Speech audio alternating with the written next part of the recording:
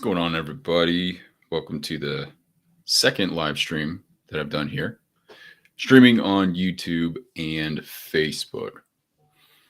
So we'll just wait a little bit as people start to file in, see what kind of happens here.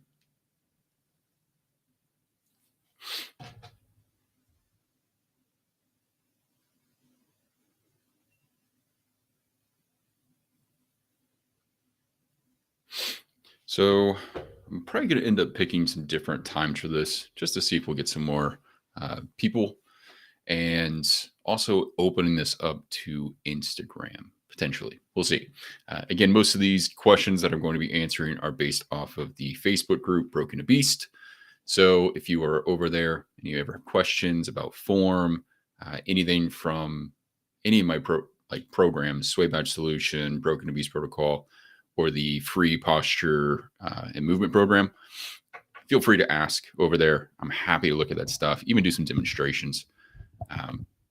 Let's see. Let's bring this a little bit closer. I think that'll work. Last time I was on here, I guess I was making a ton of noise with the mouse and the keyboard. So if that is happening, please let me know either retroactively when you watch this or over like right now. So if my audio is good, give me a thumbs up, whatever in the comments there. But I'm going to go ahead and jump into this. Again, this is probably just going to be a 20-minute stream today. And the main thing I want to talk about is just posture in general and how we should be using this from an assessment standpoint, and where it fits into exercise selection. So this is obviously something I talk about a lot. And I did an Instagram reel recently that was talking about how posture should be ultimately as relaxed as possible, right? We don't want to do the whole shoulders back and down, brace our core, especially when we're sitting or doing really anything, in my opinion. We don't want to be trying to consciously have to control what our body is doing. Instead, it should be something that is just natural. It just happens, right? So we kind of have to come to this agreement with our body that, hey, we trust it to make the right decisions, that it isn't messed up. I think that's a big piece of this, especially people who are searching to improve their posture. They're feeling betrayed by their body in some form or fashion. So if that is happening and you have these sort of thoughts, you're like, I need to fix X, Y, and Z, my forward head, rounded shoulders, whatever the hell it is, just know that your body is bringing a solution to what your environment, your whole life, everything at once, right? So looking at it through that lens and just being like, your body's doing the best it can with what it's got, but we could probably set up the environment a little bit better to maybe make some improvements to it, right? So anyways, kind of rambling here, but when it comes to the posture and it being relaxed, we don't want to find ourselves trying to consciously control it all of the time.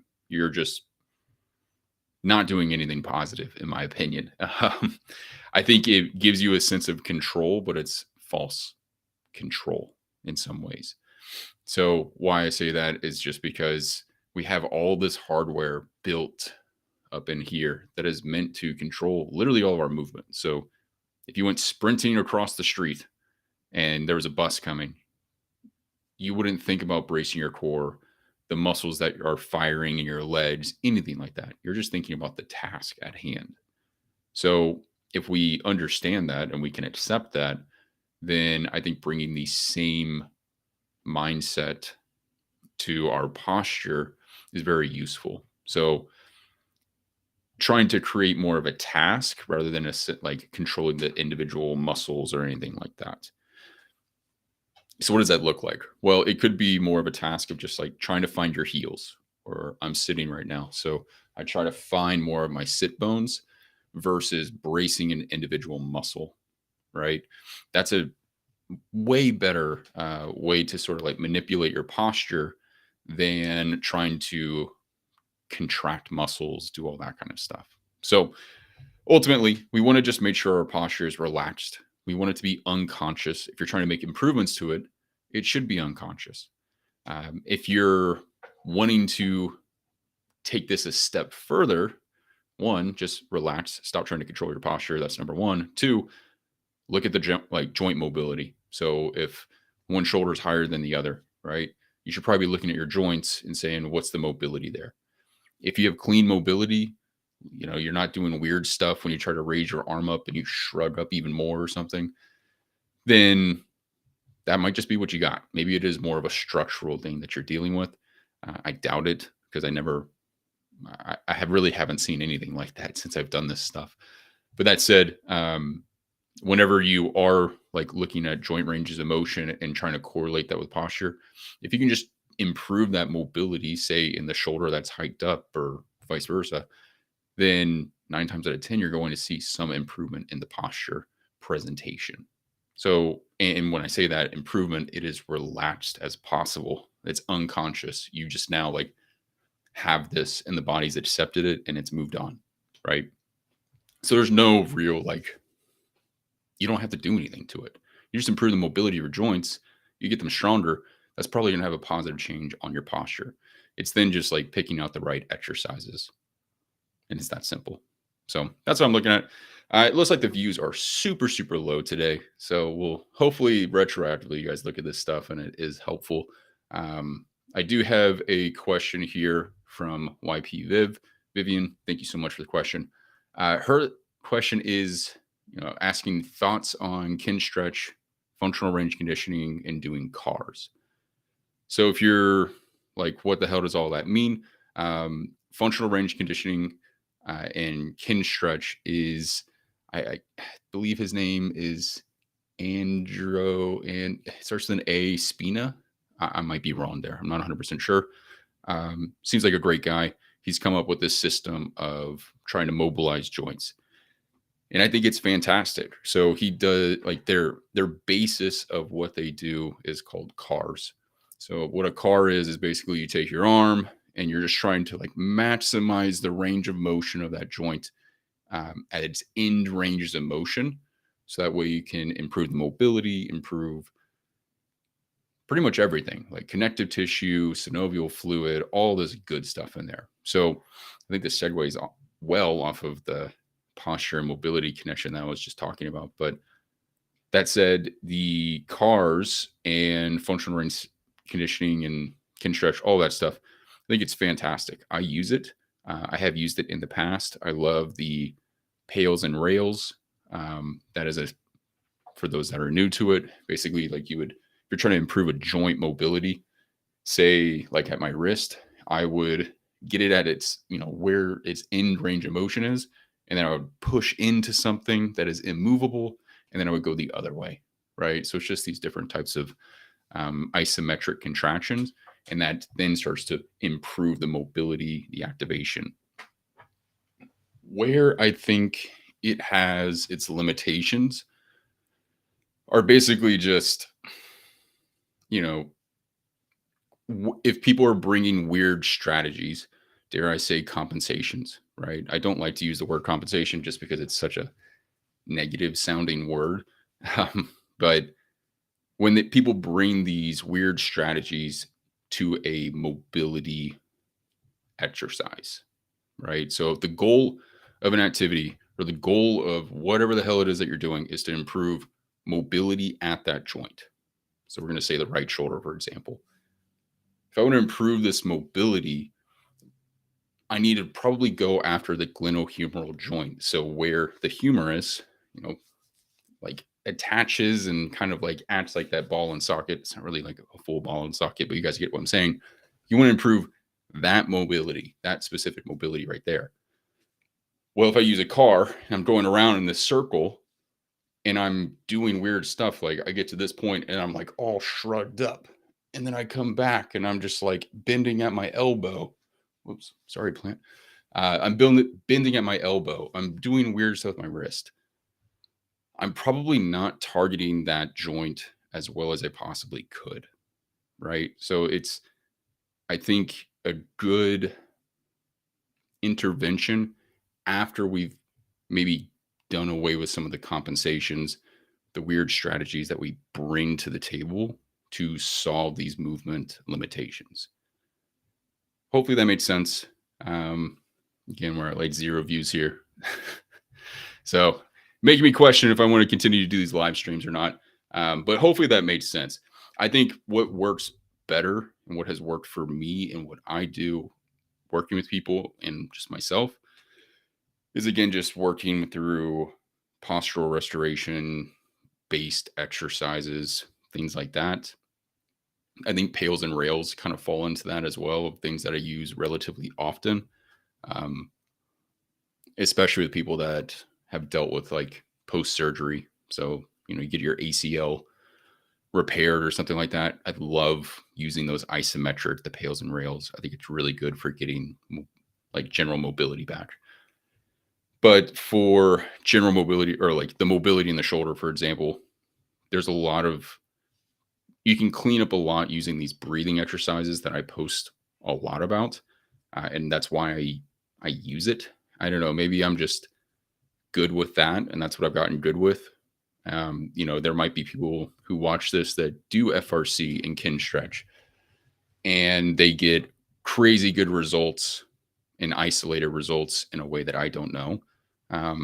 But at least just with what I've gotten from their course, and also just people that have taken the other courses and everything, that's just kind of the biggest limitation I've seen. So I'll use FRC after I do some of the breathing exercises to maximize some of that. But I will be honest, I do not use cars. I don't use cars very often at all, except if someone is like post surgery and I haven't worked in that, setting in a while. So hopefully that answers your question. I feel like that was a little long-winded there, Vivian, but yeah. So thank you for that question. I got some more here. Let's see.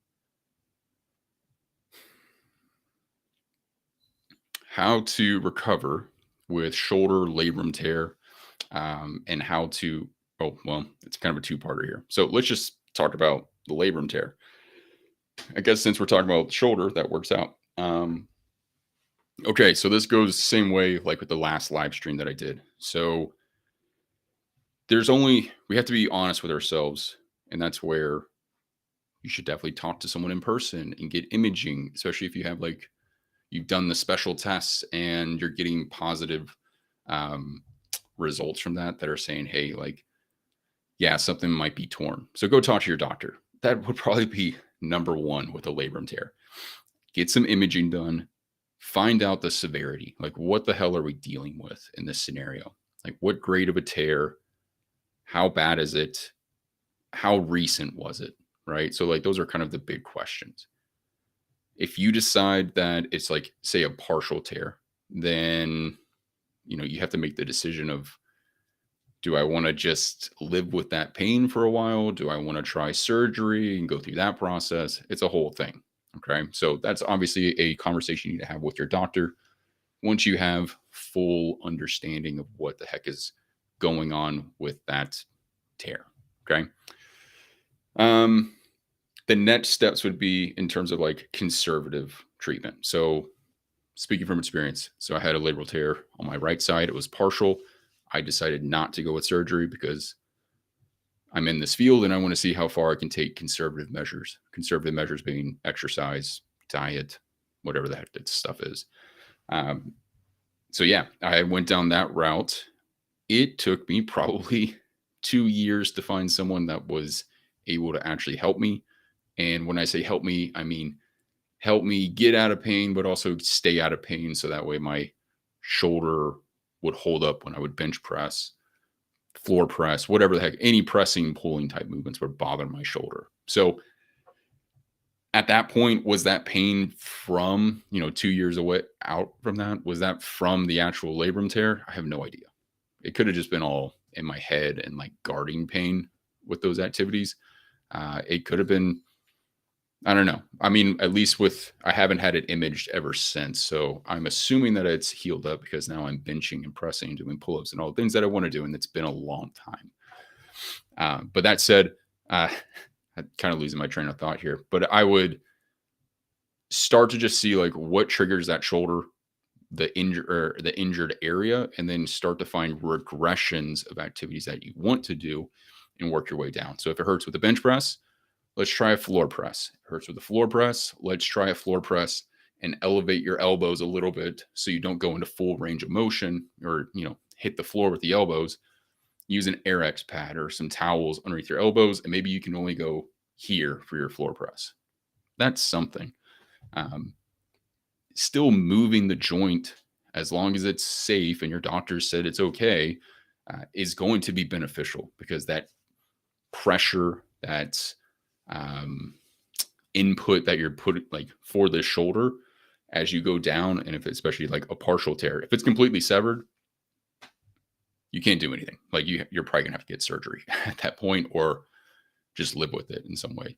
But if it's a partial tear, I think that moving it is beneficial. You're giving inputs to the body to say, "Hey, fix this," but also just know that when it comes to connective tissue, those injuries take a long time to heal in comparison to, say, a muscle. I cut myself, I have a bruise, something like that, because there's so much more blood flow that goes into a muscle.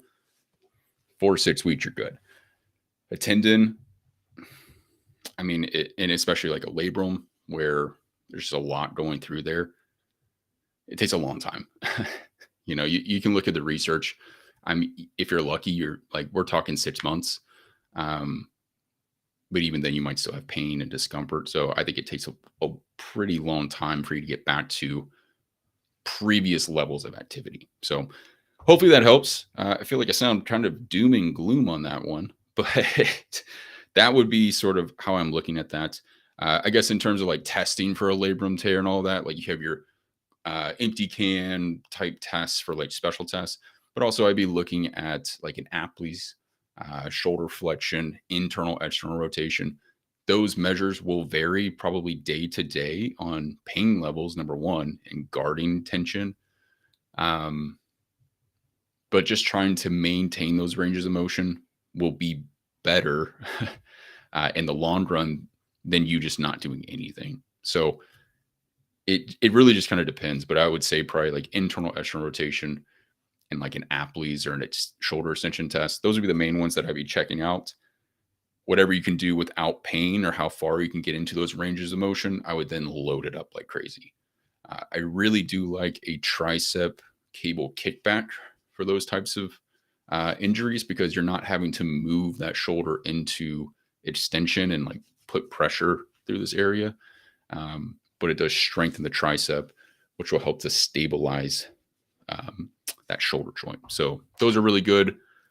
And then really just pick whatever exercise you want to improve those mobilities. So hook, line, low reach, whatever. Like it just is going to depend on you and your needs. So that's what I would do for recovering from a labrum tear. Let's see. What's this next one here? How would you define mobility? All right. Okay. So this is my view of it. And it's probably going to be, some of you guys are going to be like, wow, that's BS. Some of you guys might agree, whatever. This is how I look at it. So when I think of mobility, I'm comparing it to flexibility. I guess, how would I define flexibility first? So flexibility is your end range of motion, right? So think of like a yogi and they're getting into these end ranges of motion for their poses, warrior pose, all that stuff. They need that end range of motion to get to that pose and hold it, right? That's how I think of flexibility, end range. Mobility, I would define that as how you get to the end range of motion. Again, that's just my definition. But it's like if my shoulder has 180 degrees of motion available, how I get there, like every single 1 degree that adds up to 180, that is mobility. It's the behavior of the joint, which is really important. And that's why I talked more about mobility than flexibility. It's not that I don't care about flexibility. I do. I want to see you get to these end ranges of motion. But I care more about how you get there because, there, if I raise my shoulder up and I have to like bend my elbow to get to that end range, well, I've just taken this test and, added the variable of my elbow, right? This isn't 180 degrees of pure shoulder flexion anymore. This is like horizontal abduction and elbow flexion at that point, right? That's not the end range flexibility. So looking at the behavior of the joints and the mobility is super, super helpful for finding exercises that we can use at that point. So if you can only get to here with your shoulder mobility, and then you start to like go and veer out, I probably should give you an exercise that goes here and starts to work this range through, clean shoulder flexion than just feeding the beast and making you flare out even more. Right. So that's really just how I select these exercises. And that connects to the shoulder extension on that labrum. That's why I said like the tricep kickback. If you have a labrum there, you're probably going to have a lot of trouble with internal rotation, getting your arm behind your back, all those types of things. So and pain is the limiter in that point to getting to that end range flexibility and what will make your mobility move weirdly at that point. So hopefully that answers that question.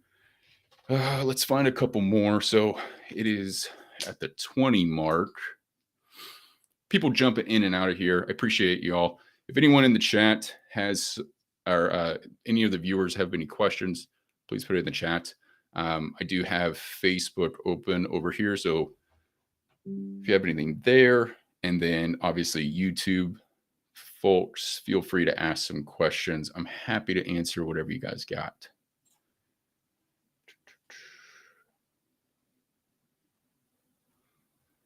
Okay, so I'm going to go on to my next one that I was asked.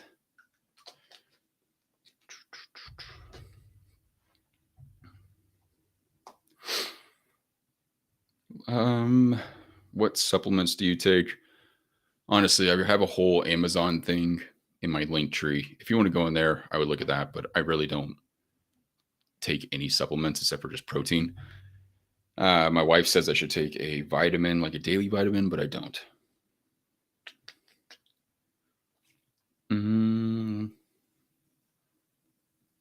I will say we have been taking fiber gummies as a supplement. That's actually been pretty good. I eat a lot of protein, especially as it being in a bulk right now. And those fiber gummies work super well. I did not expect that. So that's been a good way of just like keeping my fiber up higher. Building the baby butt. I assume this question means how to not build a baby butt, but how to build away from a baby butt. So how to build your glutes. Great question. I am someone that had a baby butt for a really long time. I remember when I first met my wife, she made fun of me and said I had a cute little baby butt. And I was like, oh, wow, I've been lifting for a long time. And that's not like one of my major goals of improving, but it definitely hurt my ego a little bit to hear that, that I had a small little bottom on me. So I wanted to see if I could get my glutes to grow. And the main thing that really helped me was someone that was very quad dominant. So I would leg press, step ups, really just anything hip flexion related.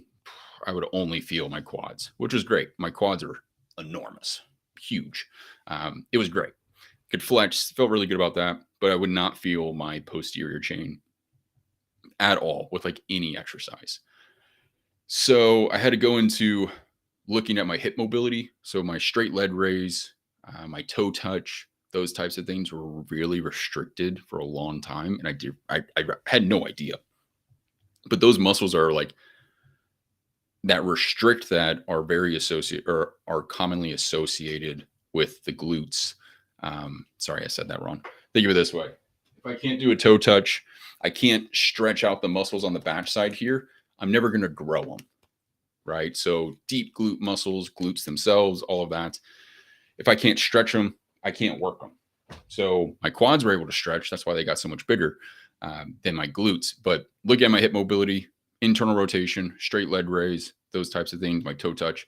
I got those working better. And then next thing I know, I was doing exercises like squats, leg press, like I was just talking about.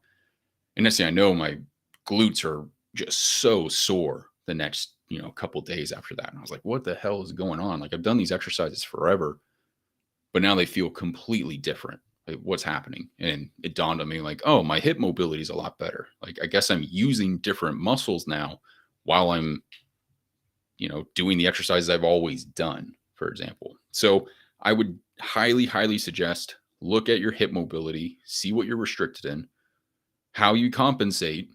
I keep saying compensate. You guys get what I'm saying. Do you do weird things to move around and keep those muscles tight? Or, is it actually open? If you're not growing your glutes, you can't grow your glutes, you can't feel them with exercises, I highly doubt that your hip mobility is amazing, right? Or you're just going to have to do something that's super, super, super targeted for that glute muscle, like a donkey kick, to even feel it or something. But anyways, I hope that's making sense. So go after your hip mobility, get that to improve. And then obviously, like, being a calorie surplus, we all know that stuff. Eat a lot of protein, eat a lot of food that'll grow those muscles. And then my favorite movements are definitely RDLs, so heavy RDLs, as well as heavy, heavy step ups. So those, I'm not really a hip thrust guy. If there's ladies watching, hip thrusts are fantastic movements as well. I would suggest going for more range of motion when you do those. So, like, go all the way to the bottom, let the glutes fully stretch out, and then go to the top, versus like doing half reps or something like that. But that hip thrusts are a great exercise, but go for movements that really stretch out the glutes. So, like I said, RDLs are a great one, or the step up, slightly hinge forward. So your upper body's at like a 45-degree angle, and then your thigh would be here like this. And then stepping up from that angle will really leverage the glutes. So pretty simple. Hip mobility, eat a lot of food, do exercises that stretch the glutes out big time, under heavy load. Okay. Any questions? Let's see. Got a couple viewers here. Nothing so far.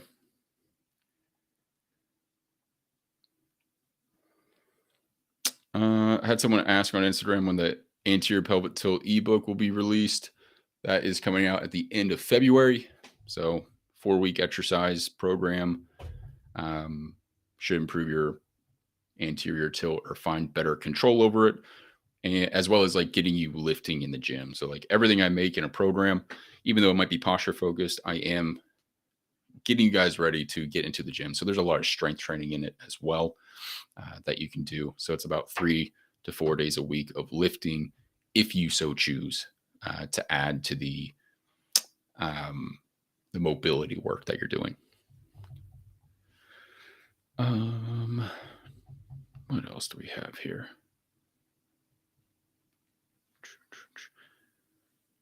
Do you use any software solutions to enhance your workflow? Oh, all right, buddy. Not answering that because I don't need your services. All right, last one here. Let's talk about the scoliosis. So I had this one on Instagram. So scoliosis is a hot topic. It's something I don't really like making videos or even talking about, just because there's so much stuff about it. Or stuff about it. That's not specific. It's just a weird topic, right? There's a lot of ego focused people that talk about this. So when it comes to scoliosis, there's 2 types. You have your functional and you have your structural. If we're not even talking about structural, because we can't really change that with exercise at all. Like, so you're gonna have to talk to someone more surgical, all that stuff that will take care of that. Functional is where more of the muscles are holding us in this position, right? So this person is dealing with the shoulder that's higher and scoliosis in the thoracic region that's like turning them like this. Super common. The way I would look at this is, because of this side bend, there's going to be associated mobility or losses of mobility. So if the shoulder's higher, the shoulder's lower, what we would potentially expect to see is this, ability to rotate the thoracic region to the right a lot more, but not so much to the left. Like, they're going to be more restricted this way if they're doing the test right. So thoracic rotation is probably the biggest piece there. You can also look at shoulder mobility. So because of the hike and all of that, like they may have losses of, potentially shoulder extension on this left side or where it like veers out. And on the right side, they'll have more shoulder extension. But again, it's just really dependent on the person. Like I don't really like to use this. I'd rather use like thoracic rotation to tell me more information, and it will be dependent on the person. So if you're just looking at it through that lens, like we just need to teach people how to turn into the left side while simultaneously like decompressing this right side and opening it up. So teach people how to reach on the right side, super helpful. I really like the lat inhibition or like lat hang exercises. So you just like hold on to it's different than a dead hang. So dead hangs, cool. I like them. But I like to put people's feet on a box, put them at 90-degree angles as they're hanging there, go out nice and wide. The feet help people relax and drop their pelvis under the shoulders. And I think that gives people more of a stretch through their whole spine. And that's a great way to kind of like decompress one side versus the other with all of that stuff. So lat hangs are super cool. You could get more specific with like, which hand is like up and down, supinated, pronated. You can get as fancy as you want, but just decompress, have someone breathe there and learn how to breathe there, stretch all this stuff out. That's a great kind of shotgun approach to, I think, improving some scoliosis, functional scoliosis, that is. And then thoracic rotation to the other side. So if they're side bend, you can put a foam roller here on this side and then have them start to like, open up the right and turn to the left. So they'll do like a sideline. I just posted a YouTube video with that exact exercise laying on my left side. I would use something like that. So it's just like foam roll, sideline rotations or something. It's in the scapular winging video. So if you have scoliosis, go watch that. I think it could help you out. Actually, both of the exercises in that could probably help you out. Okay, so we're hit the 30 mark. If you guys have any other questions, kind of just like shoot them in here if you got them. If you don't, no worries, but I will probably be signing off here in the next 60 seconds, 90 seconds, something like that. So I appreciate you all watching, popping in and out of here.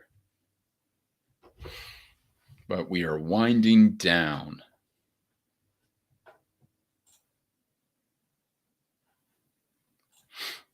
Just refresh these chats, see if there's anything in here.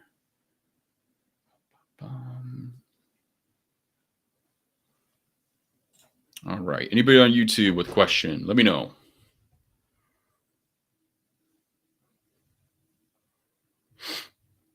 All right, y'all. So this is the second edition of the Broken to Beast live Q&A. I might turn it into like live level up. I don't know. We'll see how I can entice you all to ask questions next time. I hope these are helpful. I know there's probably like a select few of you that are like watching these legit. But yeah, if you guys have questions next time, just let me know. Definitely join the Facebook group, Broken to Beast Community.